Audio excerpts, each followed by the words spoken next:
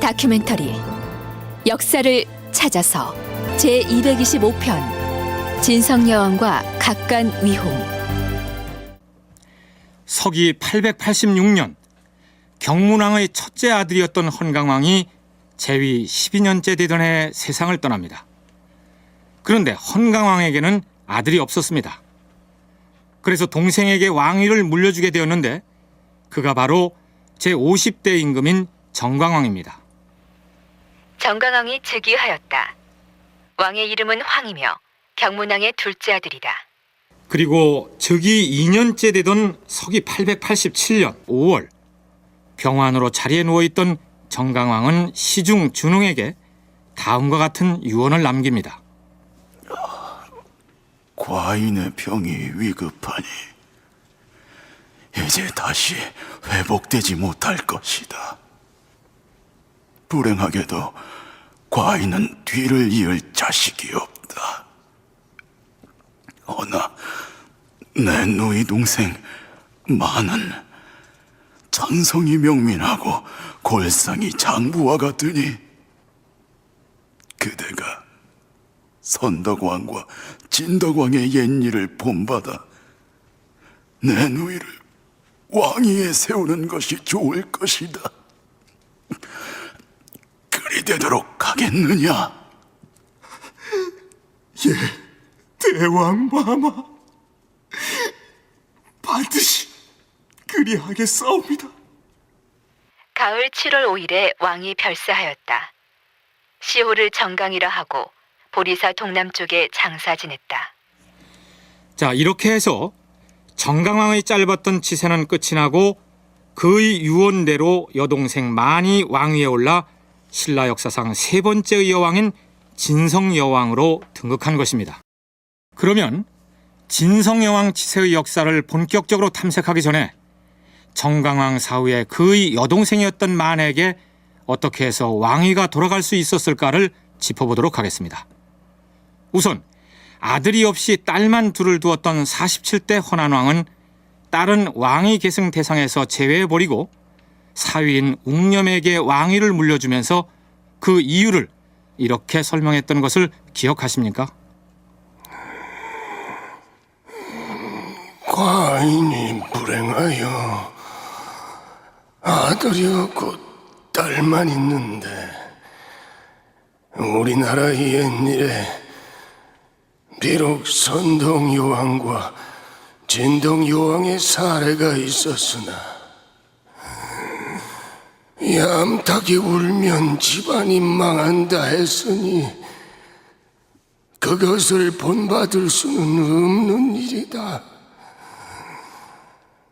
내 사위인 웅념은 비록 나이가 어리지만 성숙하고 덕이 있으니 그러니까 헌안왕은 예전의 선덕여왕과 진덕여왕의 경우를 암탉이 울면 집안이 망하는 사례로 비유했는데 그로부터 불과 26년 뒤에 정강왕은 왕위를 자기 여동생에게 물려주라면서 예전의 선덕여왕과 진덕여왕의 경우를 본받아 내 누이 동생을 왕으로 삼도록 하라. 이렇게 유언을 하고 있는 것입니다. 왜 이렇게 선덕과 진덕이 여성으로서 왕위에 올랐던 사례가 이처럼 달리 해석될 수 있었을까요? 동국대 윤선태 교수는 헌안왕이 두 딸을 제치고 사위인 경문왕에게 왕위를 넘기면서 남겼다는 암탉이 울면 우는 하는 유언은 실제로 헌안왕이 남긴 유언이 아니라 삼국사기를 쓴 김부식이 끼워 넣은 구절일 것이다라고 분석합니다. 제가 볼 때는 헌안왕의 유서에 나오는 내용들은 김부식의 사고가 아닐까 생각됩니다. 왜 이런 사고를 할 수 있냐 하면은 선덕여왕이 즉위하고 그 선덕여왕이 죽고 난 다음에 김부식이 평가를 해놓은 게 있습니다. 삼국사기에. 거기 보면은 서경에 나오는 구절을 인용해서 새벽에 암탉이 우는 격이다 라고 해서 선덕여왕의 즉위를 굉장히 비판적으로 설명하고 있습니다. 그래서 아마도 이 헌안왕이 사위를 택하게 되는 과정에서 그런 유조를 남겼다기보다는 김부식의 사고가 들어가서 그런 표현들이 만들어지지 않았을까 생각됩니다. 무슨 얘기냐 하면 김부식은 삼국사기 신라본기 선덕여왕 치세에 대한 기록을 모두 끝마치고 나서 마지막에다 다음과 같은 자신의 논평을 덧붙이고 있습니다. 하늘의 원리로 말한다면 양은 강하고 음은 부드러운 것이며 사람의 원리로 말한다면 남자는 존귀하고 여자는 비천한 것이다. 어찌 늙은 할미가 규방을 나와 국가의 정사를 처리하는 것을 허락할 수 있을 것인가? 신라는 여자를 추대하여 왕위에 앉게 하였다. 이는 실로 어지러운 세상이나 있을 일이었으니 나라가 망하지 않은 것이 다행이었다. 서경에서는 이를 일컬어서 암탈기 새벽에 운다고 하였고 주역에서는 암퇴지가 껑충거린다고 하였으니 어찌 경계하지 않을 수 있겠는가. 다시 얘기하지만 이것은 신라 사람이 한 말이 아니고 고려시대 사람 김부식이 신라의 역사를 기록하면서 자신의 생각을 덧붙여 놓은 것입니다.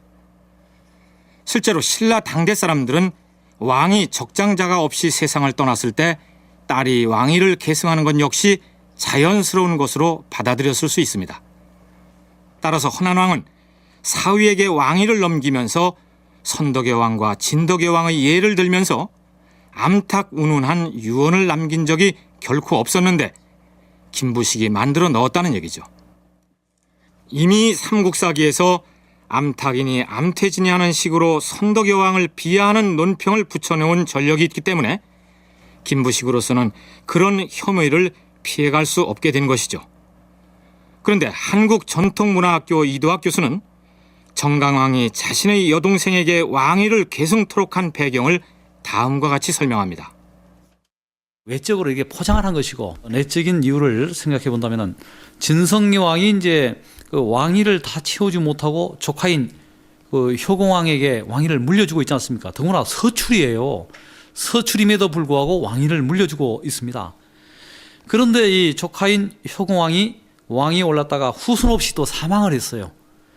그러자 누가 왕위에 올랐냐면은 박씨 혈통의 신덕왕이 넝큼 즉위하게 됐던 것입니다. 이것을 가지고 우리가 결과를 가지고서 쭉 정황을 이제 유추해 보면은 정광왕은 박씨 세력들로부터 위협을 받고 있었다.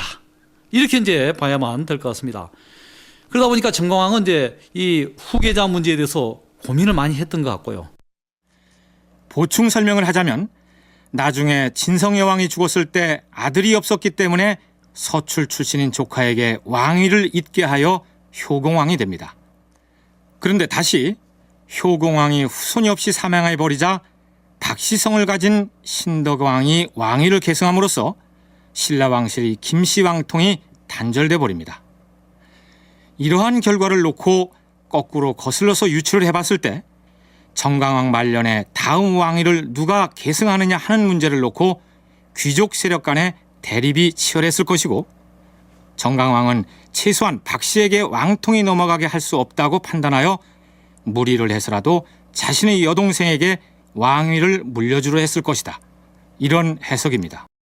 어쨌든 진성여왕의 시대가 시작되었습니다. 과인이 선대왕인 정강대왕의 뒤를 이어서 새로이 신라의 임금 자리를 맡게 되었습니다. 관례에 따라서 크고 작은 죄를 지어 감옥에서 고통받고 있는 백성들을 가족의 품으로 돌려보내도록 어명으로서 대사면령을 내릴 것이요. 또한 가뭄으로 고생하고 있는 주와 군의 백성들에 대해서는 1년 동안 조세를 감면해 줄 것이니 그리 시행토록 하시오.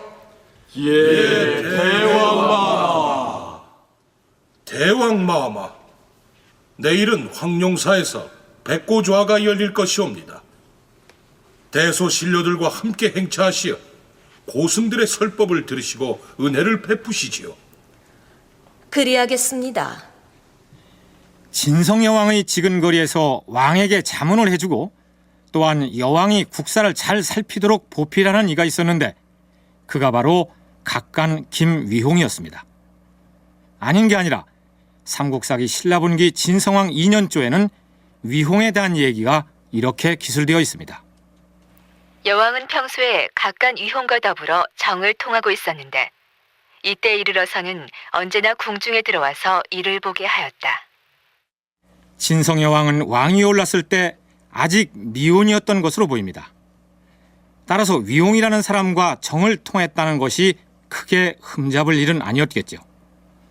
그런데 삼국유사에는 위홍이 부호 부인의 남편으로 나오고 있어서 미혼의 여왕이 기혼 남성과 정을 통한 셈이 됩니다. 바꿔 말하면 위홍이라는 사람이 진성여왕의 정부였던 셈이죠. 후세 사가들도 진성여왕과 위홍과의 통정을 로맨스로 받아들이는 정도였는데 진성여왕에 대한 인식을 아주 부정적으로 몰고 갈 만한 증거물이 발견됩니다.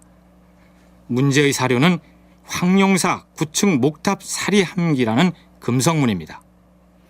황룡사탑의 사리장치는 경주시 구황동 황룡사 9층 목탑지에 심초석에 시설된 사리공 안에서 출토된 것인데 1964년에 도굴꾼에 의해 도굴되었다가 다행히 1966년에 회수되었고 회수와 동시에 사리공에 대한 현장 조사가 실시되고 사리암 표면에 새겨진 찰주기 중에서 해독할 수 있는 글자는 900여 자였는데 그러니까 이 황룡사 구층탑은 서기 645년에 완성되어서 신라 세 가지 보물, 즉 신라 삼보로 불렸는데 이후 벼락이나 지진 등으로 손상되거나 기울어져서 여러 차례 보수공사를 시행했습니다. 그런데 진성여왕의 아버지인 경문왕 때에도 2차례나 보수공사를 하면서 그 내력을 찰주본기에 기술해 놓았던 것이죠. 그런데 내용 중에 다음과 같은 구절이 발견된 것입니다. 탑을 세운 지 190여 년이 지나 문성왕대에 이르자 탑이 동북쪽으로 기울었다. 나라에서 쓰러질까 염려하여 고쳐 세우고자 여러 제목을 모은 지 30여 년이 되었으나 아직 고쳐 세우지 못하였다. 지금의 왕이 즉위한 지 11년인 신묘년에 탑이 기울어진 것을 애석하게 여겨서 왕의 친동생인 삼재상 김위홍이 책임자가 되어서 그해 8월 12일에 처음으로 낡은 것을 없애고 찰주본기가 작성되었던 때가 바로 경문왕 때였습니다. 그러니까 앞에서 소개한 지금의 왕은 곧 경문왕이고 탑을 세우는 공사를 책임지고 진행했던 사람이 바로 경문왕의 친동생 김위홍으로 나타난 것입니다. 그런데 진성여왕은 경문왕의 딸이니까 위홍과 진성여왕은 숙질간이라는 사실이 새롭게 밝혀진 것입니다. 이건 이제 경문왕 때 새로 중건할 때 집어넣은 거예요. 거기 보면 이제 위홍이라고 하는 사람이 경문왕의 동생으로 적혀 있었습니다.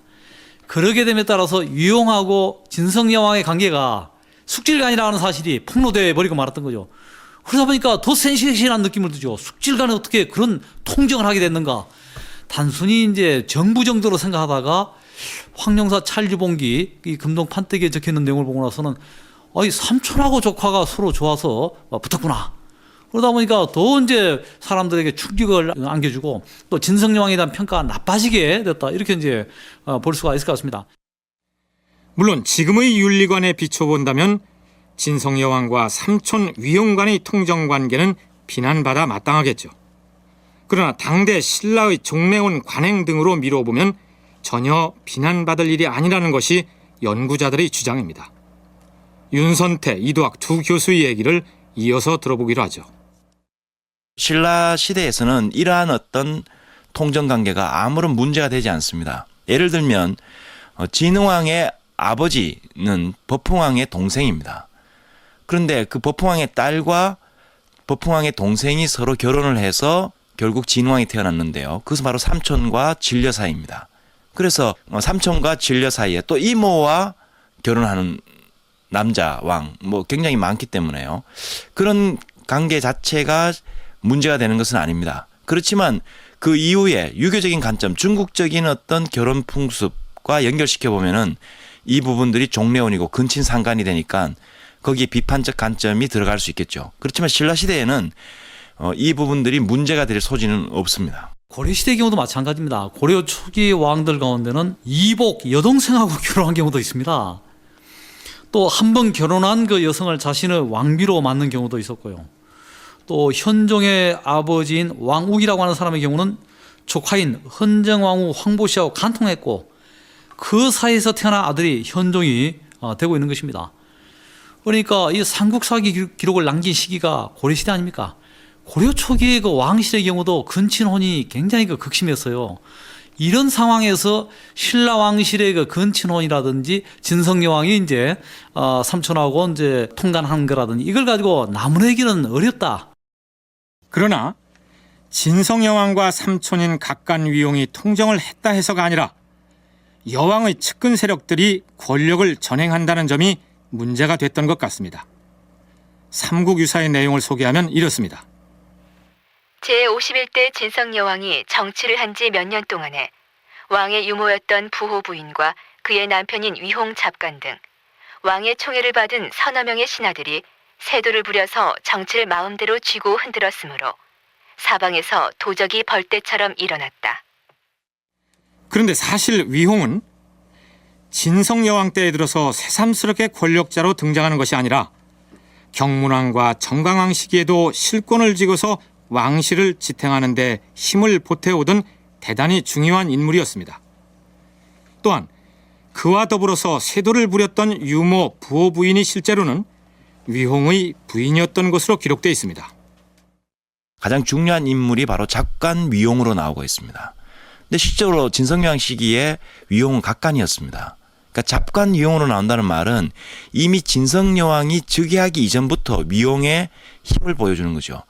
잡간에서 승진을 하면은 각간으로 올라가게 돼 있습니다. 그러니까 위용은 잡간 시절부터 이미 권력을 갖고 있었고 그것은 결국 경문왕 시절과 연결됩니다. 여기에 유모라고 나오는 부호 부인은 위홍의 부인으로 추정되고 있고요.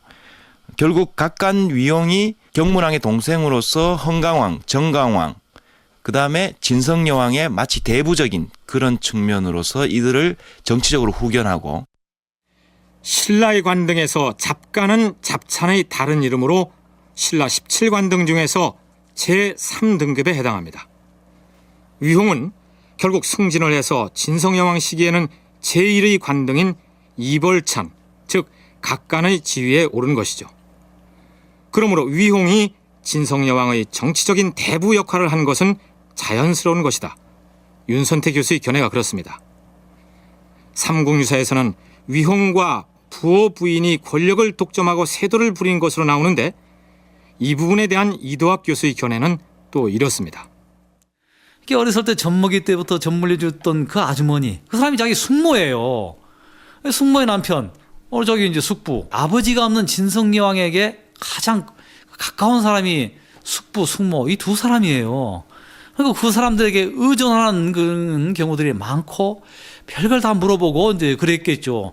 당연히 이제 정치 권력의 속성상 그 숙부가 권력을 거머쥐고 또 조카인 여왕의 어떤 청, 또 여왕의 또 이야기를 한다든지 해가지고 이제 자신의 권력을 넓히는 뭐 이런 일들은 있을 수 있다고 이제 보는 거죠. 그런 경우는 뭐 지금 공화국 단계에서도 그런 일들이 많이 벌어지고 있지 않습니까? 친인척 비리라고 하는 거. 그래서 그걸 가지고서 신라 멸망의 근본적인 원인으로 말하기는 좀 어렵지 않겠는가. 그러나 당대의 지식인들 사이에서 진성여왕과 여왕 주위의 몇몇 측근들에게 집중된 권력의 모습이 긍정적이지만은 않았던 모양입니다. 이어지는 삼국유사의 내용을 소개하기로 하죠. 왕의 총애를 받은 신하들이 세도를 부려서 도적대들이 들고 일어나자 나라 사람들이 이를 걱정하여 다란이로 은어를 만들어 써서 길바닥에 던져둔 일이 있었다. 호위 병사 한 사람이 길바닥에서 주웠노라며 이런 것을 가지고 왔사옵니다. 어디 보자.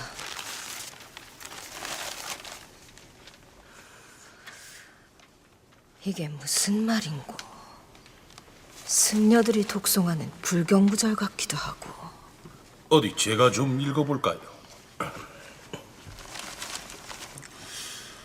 이건 누군가 천수경의 다란이를 빗대서 쓴 것 같은데 남무망국이라니 이건 나라가 망한다는 뜻 아닙니까?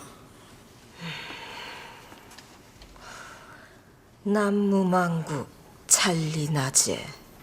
판니 판니 소판니 우사마간 사바하. 대체 이것이 무슨 뜻인지 아무도 모른단 말이오?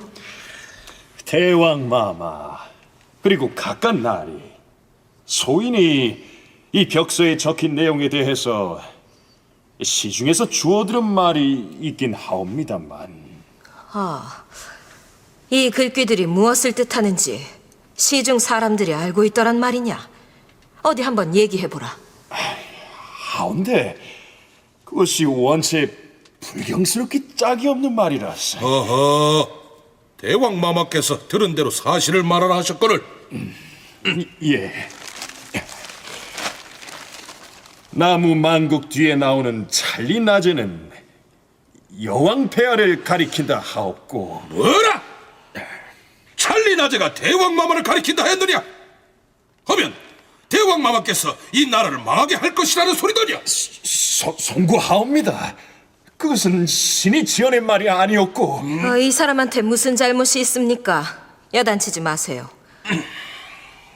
어디 그 다음 구절도 들은 대로 다 말해보라. 예, 대왕 마마.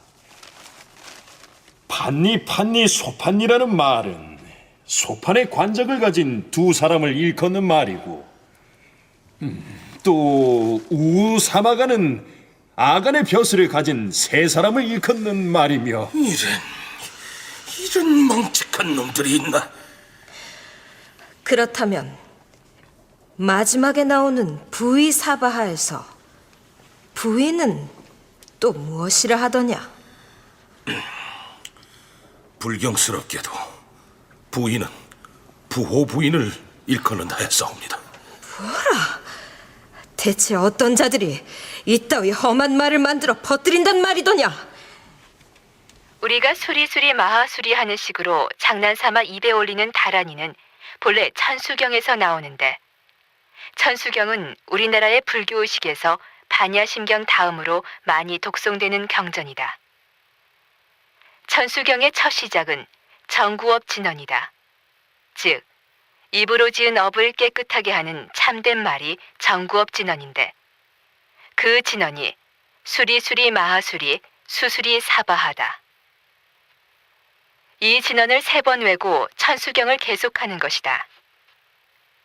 이 말은 산스크리트어를 소리나는 대로 전사한 것으로서 수리란 산스크리트어로 길상존이라는 뜻이고, 마하수리의 마하는 크다는 뜻이므로 마하수리는 대길상에 해당한다.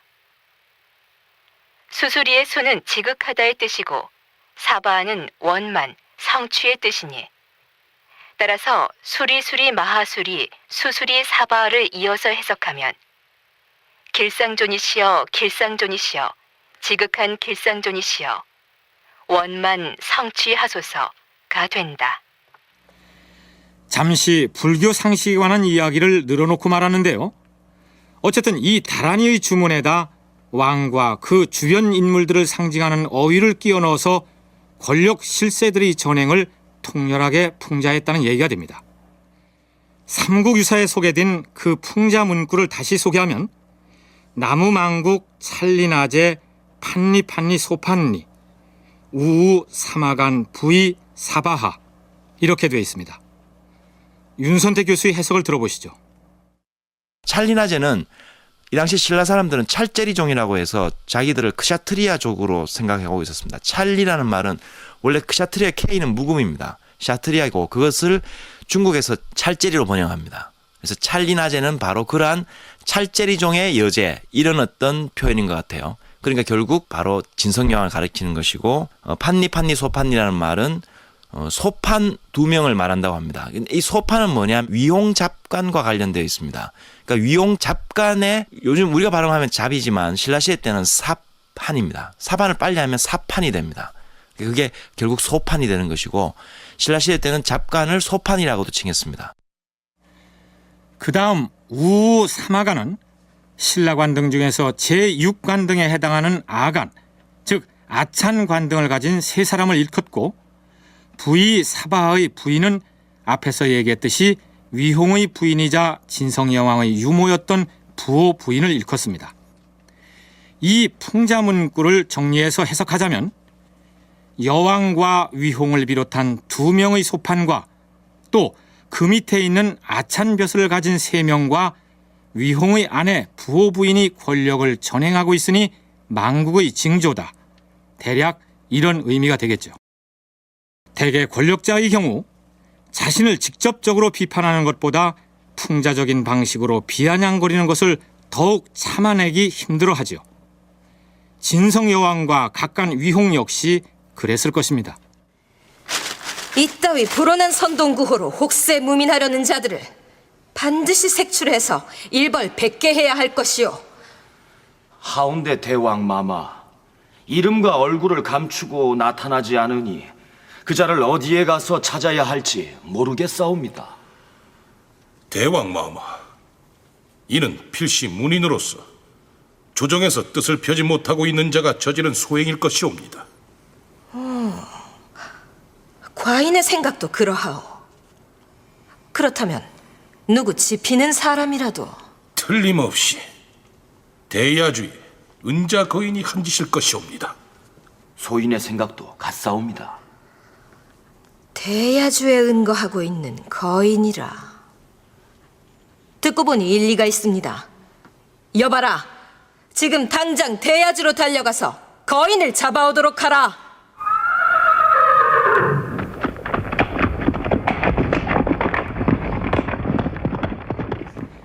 삼국사기에서는 문제의 인물을 숨어서 지내는 거인이라는 의미의 은자 거인이라고 기록하고서 그 뒤부터는 그냥 거인이라 칭하고 있습니다. 그러니까 거인이 그의 이름인 셈이죠. 그런데 삼국유사에서는 거인 앞에 임금왕자를 붙여서 왕거인이라고 적고 있습니다.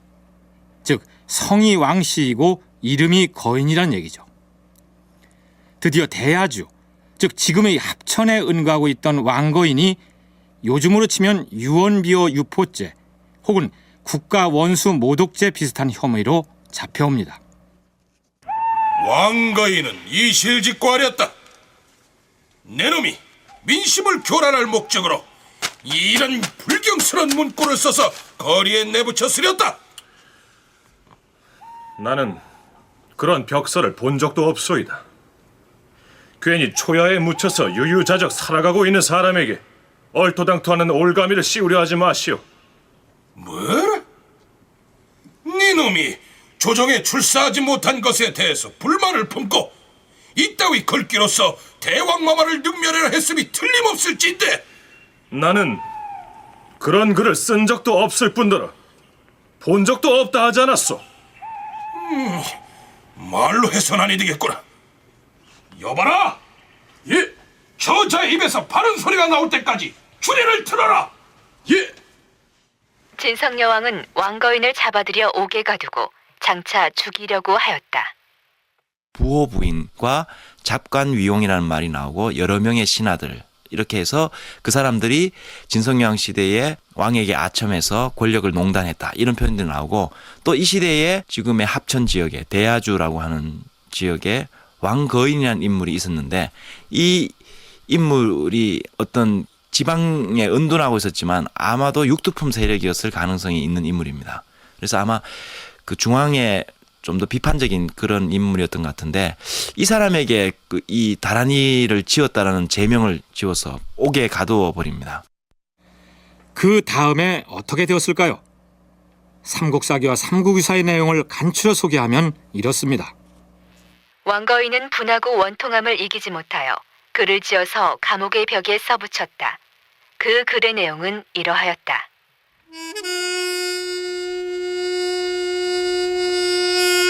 연나라 태자의 피 어린 눈물에 무지개가 해를 뚫고 제 나라 추연이 원한을 품으니 여름에도 서리가 내렸네. 오늘의 이 내 신세도 그와 같건만은 하늘도 무심하시지 아무런 조짐이 없구나. 왕거인이 자신의 처지를 한탄하며 이런 글을 지어서 붙였는데, 그러자 그날 밤에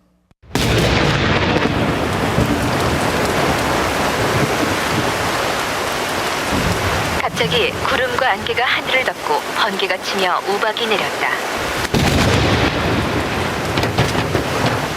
여봐라, 이게 무슨 소리냐? 조금 전까지 별이 총총하던 하늘에서 갑자기 무슨 병고가 생긴 것이냐? 대왕마마, 왕거인이 결백을 주장하며 하늘에 호소하는 시를 지어서 감옥벽에 붙였다는데 그러자마자 갑자기 천둥번개가 치고 우박이 쏟아지기 시작했다 하옵니다. 세상에 이런 일이 어디 있단 말이냐?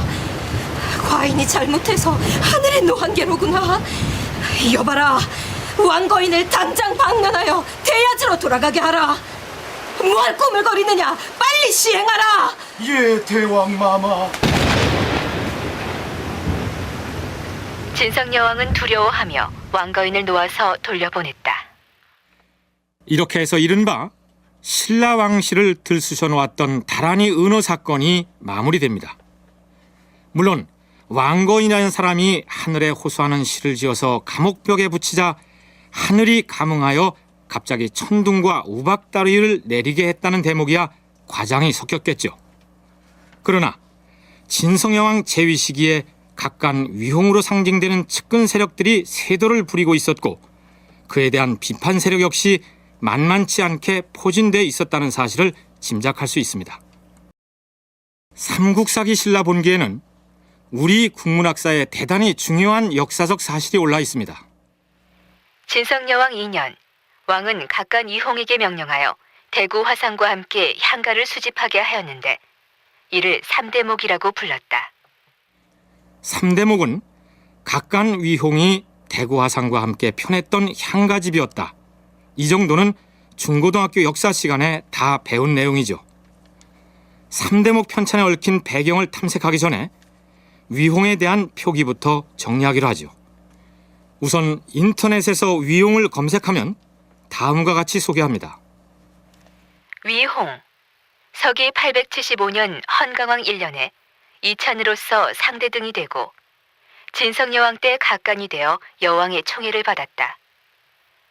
왕명을 받아 대구 화상과 함께 한국 문학사상 최초의 가집인 삼대목을 편찬했으나 지금은 전해지지 않는다. 여왕과 불륜의 관계를 맺고 대궐의 기강을 문란하게 하였다는 설도 있으며 여기서 문제를 삼고자 하는 것은 사전에 기술된 내용이 아니라 위홍이라는 단 두 글자의 이름만으로 사전에 올라 있다는 사실입니다. 이외의 백과사전을 비롯한 상당수의 사전에서도 각간 위홍이 3대목을 편찬하였다라고 서술하고 있습니다. 물론 삼국상이나 삼국유사에 위홍 혹은 각간 위홍으로만 나오고 있으니 그렇게 표현했을 것이라고 짐작되는데요. 그렇다면 삼국사기나 삼국유사에 유신 혹은 유신공으로만 표기되어 있는 신라 장군의 경우에는 위홍과는 달리 교과서나 백과사전에서 왜 꼬박꼬박 이름 앞에다 성씨를 붙여서 김유신이라고 적어놓았을까요?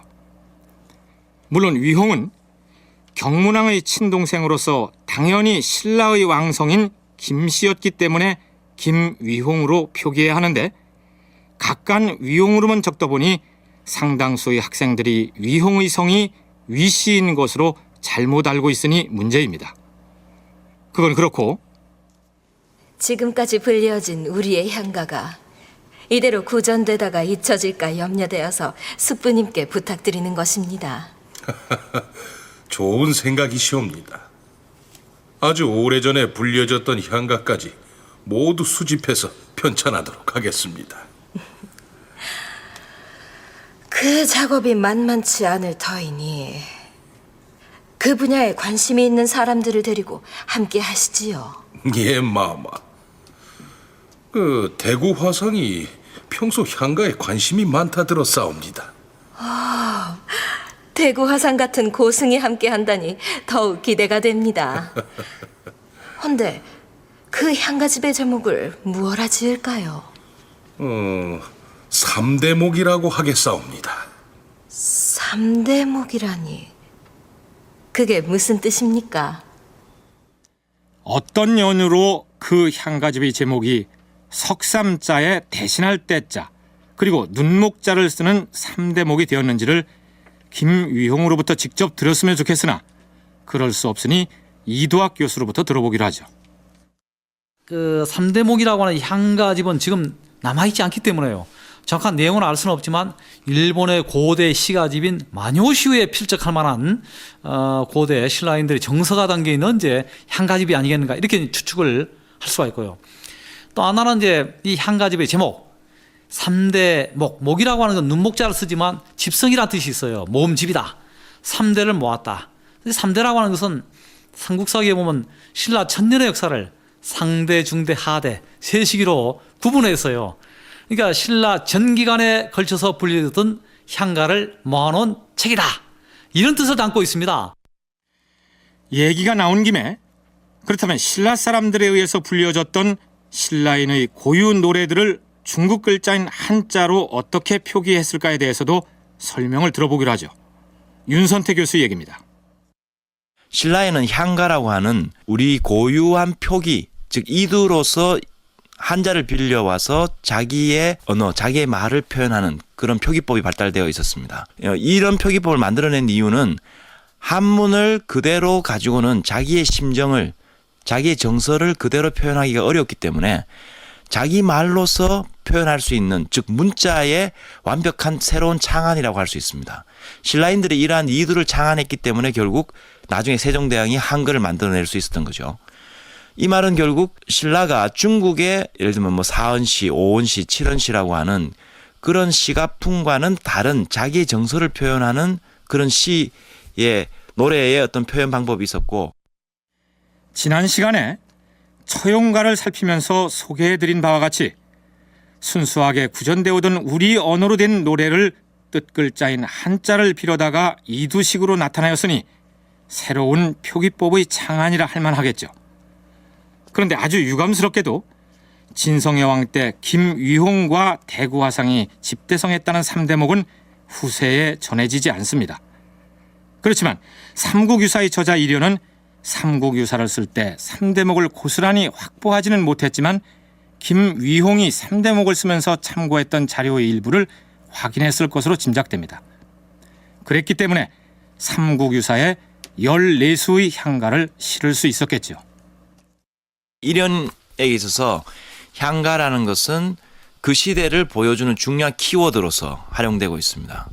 그래서 아마 3대목에 직접적인 어떤 자료가 남아 있었던지 아니면 3대목을 새롭게 편성했던 자료들이 남아 있어서 삼국유사를 편찬했던 이련이 그것을 봤던 것 같아요. 그래서 지금 삼국유사에 실려 있는 향가에는 각각 왕대가 적혀져 있습니다. 무슨 왕대에, 예를 들면 뭐 진평왕대의 해성가 이런 식으로 적혀져 있어서 그것은 분명히 3대목에서 그런 어떤 자료적인 어떤 편집들이 이루어졌고 그것을 이련이 보고 적었던 거죠. 그래서 이련은 향가를 통해서 신라의 전체적인 흐름들을 설명하고 있습니다.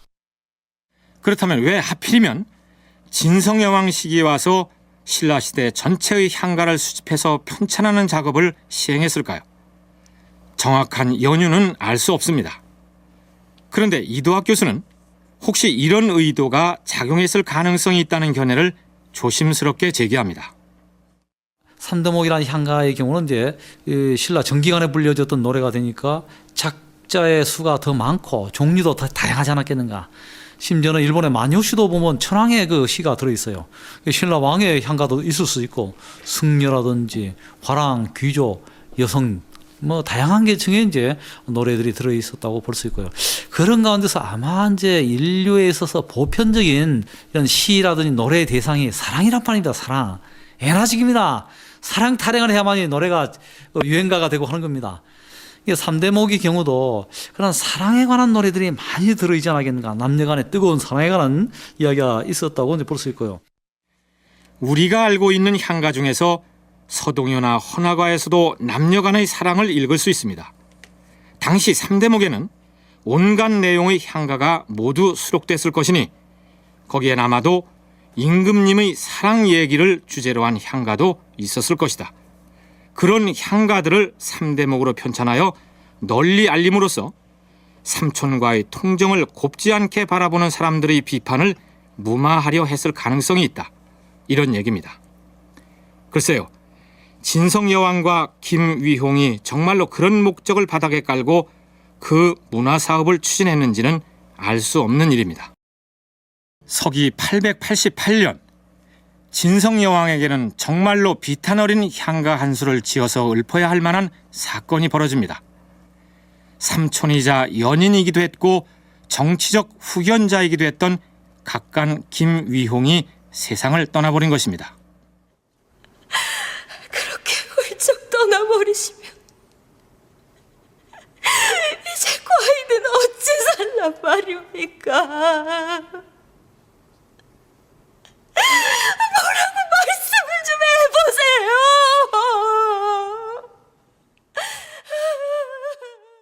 경문왕 이후부터 특히 경문왕 시대부터 해서 위홍이 정치적 입지를 확보하고 헌강왕과 정강왕, 진성여왕을 정치적으로 뒷받침했던 인물이라고 생각할 수 있습니다. 그런데 진성여왕이 즉위하자마자 곧바로 진성여왕 2년 무렵에 위홍이 죽습니다. 그러니까 진성여왕에게는 굉장히 큰 심적인 타격이었고 또 정치적인 타격입니다. 앞으로 어떻게 전국을 헤쳐나갈 것인가, 여자의 몸으로서 굉장히 큰 정신적인 어떤 공황 상태가 있었을 것입니다. 그런 점들을 보여주기 때문에 위홍의 죽음이라는 것은 진성여왕 정치의 어떤 변화에 아주 중요한 어떤 분기점이라고 할 수 있습니다. 경들은 모두 들으라. 과인은 돌아가신 위홍 각간에게 해성대왕이라는 슈호를 추증할 것이니 절차에 따라서 장의 의례를 진행하도록 하라. 진성 여왕에게서 김위홍이 빠져나간 공백이 대단히 컸을 것이라는 점은 능히 짐작할 수 있겠으나 그래도 일국의 군주라면 그 슬픔을 훌훌 털어버리고 국사에 매진해야 할 터인데 그것이 쉽지 않았던 모양입니다. 얘들아, 아무리 눈을 가렸기로 과인이 안 보인단 말이냐. 섭섭하구나. 자, 이리 와서 내 품에 안겨보려무나. 대왕마마 어디 계시옵니까? 여기 있다 하지 않았느냐. 자, 이리 달려오느라. 방금 여기서 대왕마마의 목소리가 들렸는데? 이제야 찾았사옵니다, 대왕마마. 아니, 저희들끼리 부둥켜 안으면서 어찌 과인이라 하느냐.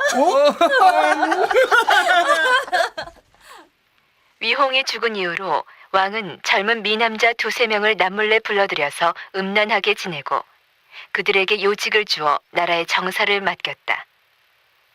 이에 따라 아첨하고 총애를 받는 자들이 점점 방자하여지고 뇌물을 주는 일이 공공연하게 행해졌으며 상벌이 공평하지 못하고 기강이 문란해졌다. 고려의 공민왕이 있지 않습니까? 노국 대장공주하고 금슬이 굉장히 좋았어요. 그런데 노국 대장공주가 사망하자 이 사람이 홍련 같은 사람 그리고 미소년들을 가까이 하고 이상한 성관계를 맺는 변태적인 형태로 흘러가고 있는 거예요. 공민왕이 가지고 있었던 계획군주의 이미지라든지 또는 그 아내에 대한 지극한 사랑 이런 건 온데간데 없어지고 편태적인 막가파식의 그 타락한 그런 이제 그 성행위가 나타나고 있는 거예요.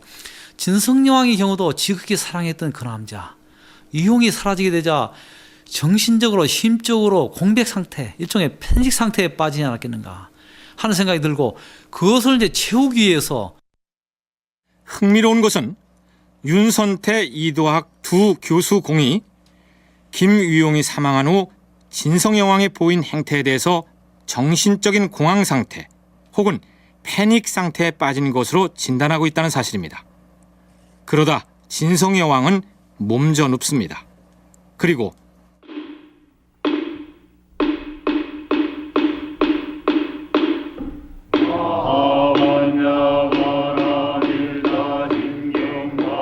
여왕이 병원이 나자 죄수들을 사면하고 고승 60명으로 하여금 기도하게 했는데 그러자 왕의 병원이 나았다.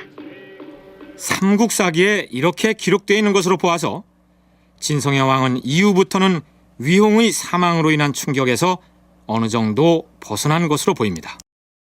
재위 2년째였던 서기 888년의 삼국사기 기록을 살펴보면 5월에 한재가 들었다라는 짤막한 기사가 올라 있습니다.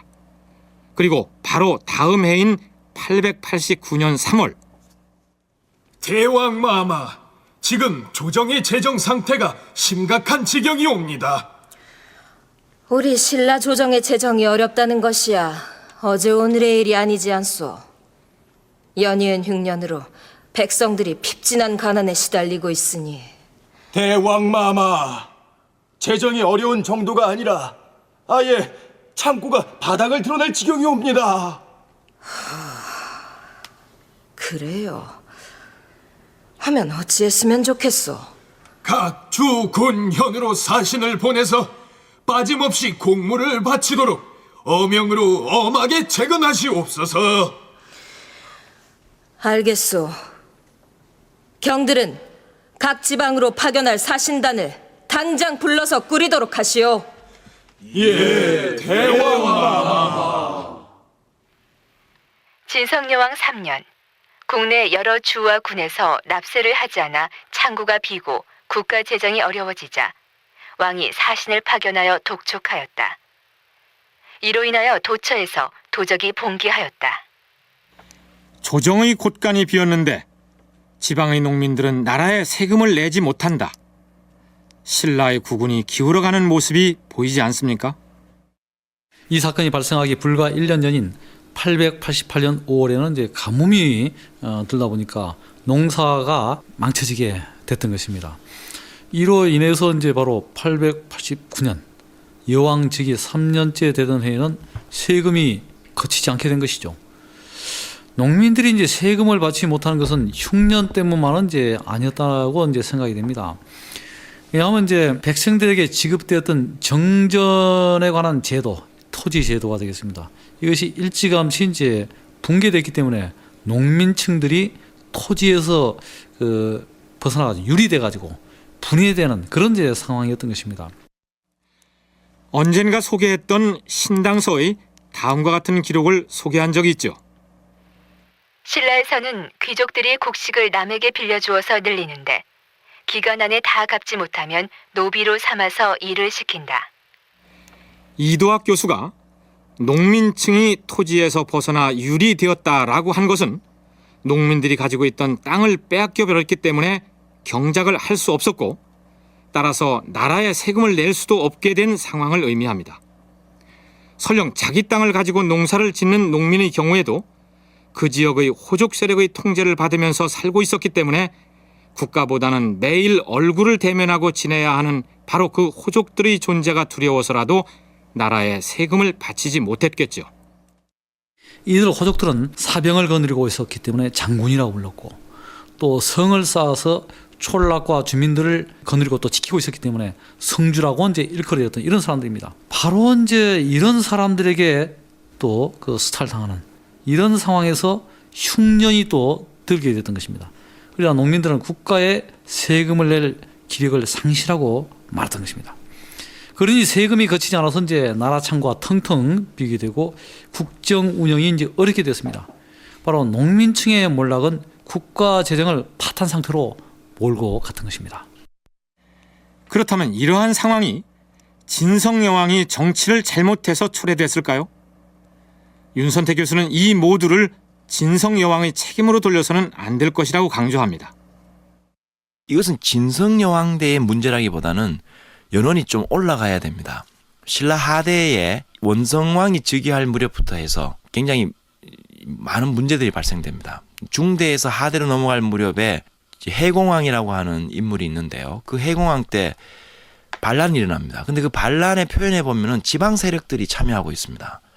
또 원성왕과 왕위 계승을 다투었던 김주원 세력이 있는데요. 그 김주원이 왕이 되지 못하고 원성왕이 되니까 김주원의 아들이 나중에 반란을 일으킵니다. 그 사람이 바로 김원창인데요.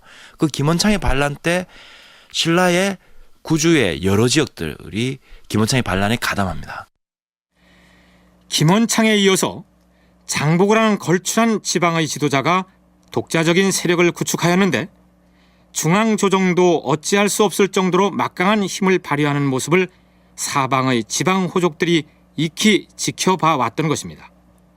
따라서 이제는 이들 중 상당수가 중앙조정의 통제를 벗어나서 독자 세력의 길을 모색하고 있었던 것입니다.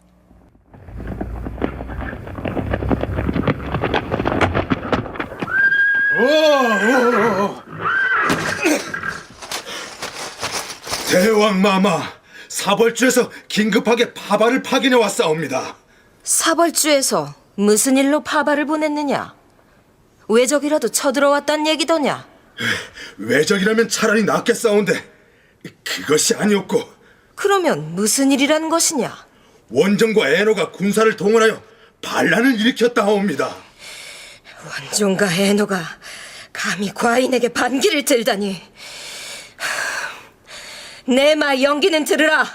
예, 대왕마마. 그대는 지금 당장 군사를 몰고 출동하여 반역을 주모한 두 수괴의 목을 베어오도록 하라. 알겠느냐? 예, 대왕마마. 자, 가자!